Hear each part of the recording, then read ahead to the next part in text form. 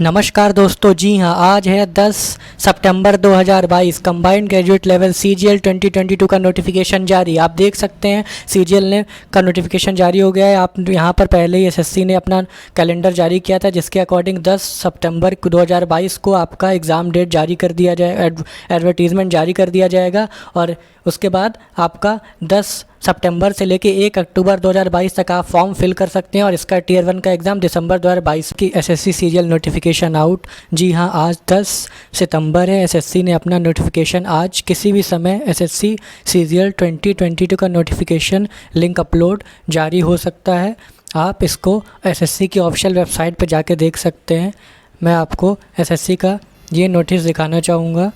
अगर आप ध्यान से देखें तो इस बार काफ़ी वैकेंसी आने वाली है। एसएससी सीजीएल 2022 की जो वैकेंसीज़ हैं, इस बार एक्सपेक्ट किया जा रहा है कि काफ़ी ढेर वैकेंसीज आ सकती हैं। लगभग 20 से 25 हज़ार वैकेंसीज आने की संभावनाएं हैं। कुछ सीएचएसएल की भी वैकेंसीज जो कैंसिल हुई हैं, सीएचएसएल में से पोस्टल असिस्टेंट की, वो सीजीएल के थ्रू भर्ती की जाएंगी। तो ये बहुत बढ़िया अपॉर्चुनिटीज़ है आने वाले साल में जो एस्पिरेंट्स हैं एसएससी के।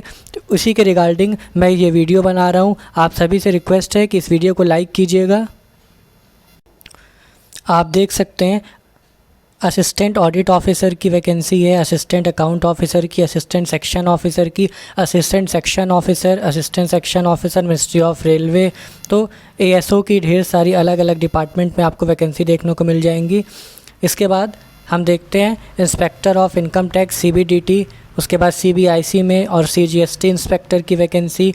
आपको CBIC inspector preventive officer, inspector examiner CBIC. उसके बाद असिस्टेंट इन्फॉर्मेंस ऑफिसर, आपको directorate of enforcement department of revenue में वैकेंसी आई है। काफ़ी ढेर वैकेंसी है। ये सब ग्रुप बी की वैकेंसीज़ हैं।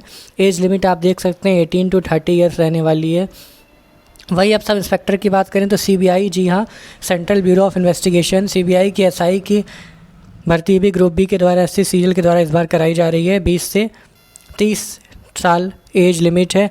उसके बाद अलग अलग आप देख सकते हैं नारकोटिक्स डिपार्टमेंट में इंडियन कोस्ट गार्ड असिस्टेंट की, और रिसर्च असिस्टेंट है, सब इंस्पेक्टर इन एनआईए नेशनल इन्वेस्टिगेशन एजेंसी में। उसके बाद अब ऑडिटर की वैकेंसीज़ है। हर साल वैकेंसी आती है, लगभग 6 से 7 हज़ार वैकेंसीज रहती है, लेकिन इस बार अनुमानित है क्योंकि एसएससी ने अपना नोटिफिकेशन जारी किया था कि 70,000 प्लस वैकेंसीज़ निकालेंगी। तो हो सकता है इस बार कुछ नई वैकेंसी इसमें ऐड हुई हों, जैसा कि माना जा रहा है कि कुछ नई पोस्ट ऐड हुई हैं एसएससी सीजीएल के द्वारा जिनकी भर्ती कराई जाएगी। तो बहुत अच्छा मौका, अपॉर्चुनिटीज़ है आप सबके लिए। और इस एग्ज़ाम जो एसएससी सीजीएल 2022 नोटिफिकेशन है जो जारी किया गया है, उसको लेकर एग्ज़ाम भी बहुत जल्द दिसंबर में ही कंडक्ट करा लिया जाएगा। एसएससी ने पहले ही डेट निकाल दी है उस एग्ज़ाम की भी। तो आप देख सकते हैं बाकी टैक्स असिस्टेंट की, एसआई, सब इंस्पेक्टर की सारी पोस्ट डिटेल्स आप देख पाएंगे। एज लिमिट आपको दे रखी है। और इस बार आपको जान के खुशी होगी कि जो एज है वो 1 जनवरी 2021 से जोड़ी जाएगी। जी हाँ, खुला है। आप देख सकते हैं SC ST OBC सबका रिजर्वेशन है, कितना कितना कहाँ पे। तो आप फुल नोटिस देख पाएंगे।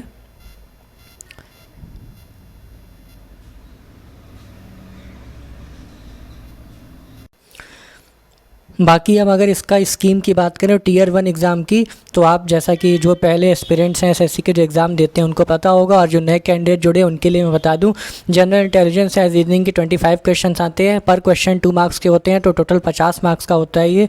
जनरल अवेयरनेस के भी 25 क्वेश्चन, पर क्वेश्चन 2 मार्क्स के आएंगे, 50 नंबर्स के हो गए। क्वान्टिटेटिव एप्टीट्यूड भी आपको 25 क्वेश्चन आते हैं, पर क्वेश्चन 2 मार्क्स के आएंगे, टोटल 55 मार्क्स हो गए।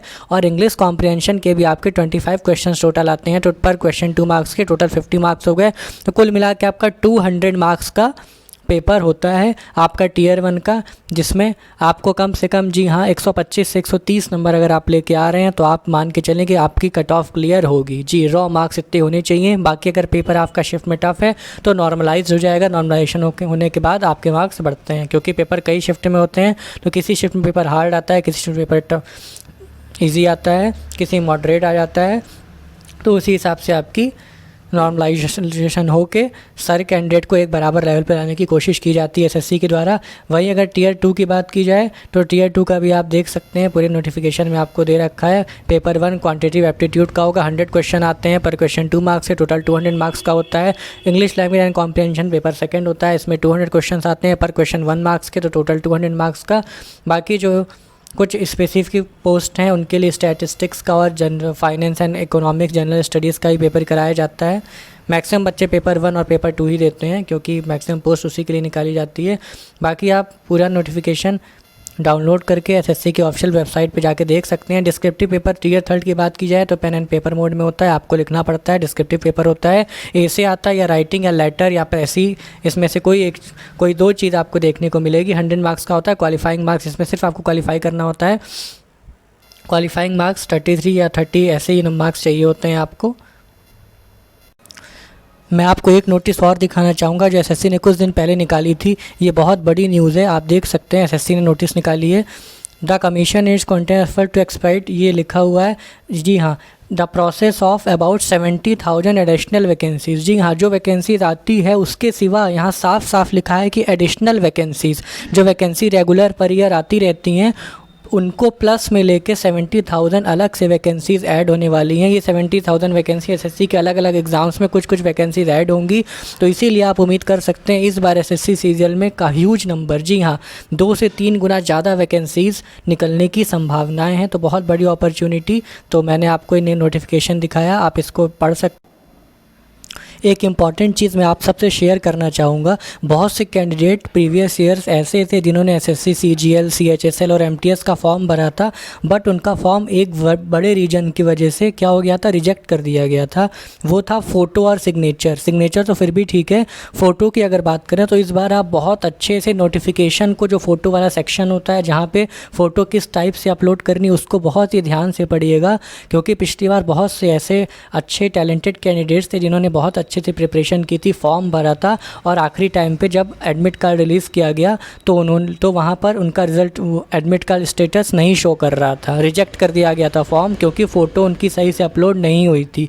मींस फ़ोटो में अगर आपको देखना है, अगर लिखा हुआ है कि ग्लासेस के साथ फ़ोटो खिंचवानी है, अपलोड करनी है, तो आप ग्लासेस के साथ करें। अगर लिखा है कि ग्लासेस के विदाउट ग्लासेस होना चाहिए, तो आपको, अगर आप ग्लासेस स्पेक्टिकल्स यूज़ करते हैं, चश्मा यूज़ करते हैं, तो चश्मे के बिना ही आपको फ़ोटो खिंचवा के अपलोड करनी है। इसके सिवा अगर बात की जाए फ़ोटो की, तो फ़ोटो पे डेट जो है आपकी, एक बार एसएससी ने फॉर्म निकाला था, अभी शायद 1 साल पहले की बात है, जब उसने उस पर डेट मांग रखी थी। फ़ोटो 3 महीने के अंदर की होनी चाहिए और डेट ऑफ फ़ोटो भी प्रिंट होनी चाहिए फ़ोटोग्राफ पे। तो हम, लेकिन जब नेक्स्ट बार आया तो ऐसा नहीं था, शायद बस इतना लिखा हुआ था कि आपकी फ़ोटो 3 महीने के अंदर की होनी चाहिए, उससे ज़्यादा पुरानी नहीं होनी चाहिए। और एक बॉक्स होता है जिस पर आपको टिक करना रहता है कि जी हाँ 3 महीने के अंदर की है। तो आप बहुत ध्यान से सारा नोटिफिकेशन पढ़ के पूरा एकदम डिटेल में उसके बाद ही फॉर्म अप्लाई कीजिएगा। जल्दबाजी में कोई ऐसा काम मत कीजिएगा जिसको आप इतनी मेहनत करते हैं, पढ़ते हैं, बाद में आपको पछताना पड़े, आपको एग्ज़ाम देने से वंचित कर दिया जाए, ऐसा कोई चीज़ मत कीजिएगा। तो इस तरह से मैंने सारी इंपॉर्टेंट इन्फॉर्मेशन आपके साथ शेयर की। अभी काफ़ी दिन तक ये फॉर्म रहेगा, चलेगा, आप आराम से इसको पूरा सोच समझ के, पूरा अपना टाइम लेके, सारी डिटेल अच्छे से फिल करके उसके बाद आप अपना फॉर्म सबमिट करें। तभी प्रीव्यू अच्छे से देखें, कोई भी जल्दबाजी करने की आवश्यकता नहीं है, क्योंकि इस बार बहुत अच्छे चांसेस हैं आपके सिलेक्शन की, क्योंकि जैसा मैंने पहले बताया, कई बार बता चुका हूँ कि जो वैकेंसीज़ हैं 2 से 3 गुना है, काफ़ी बड़ी मात्रा में वैकेंसी है, तो ऑफकोर्स कट ऑफ कम जाएगा, इसलिए बहुत अच्छी चांसेस है इस बार सिलेक्शन लेने की।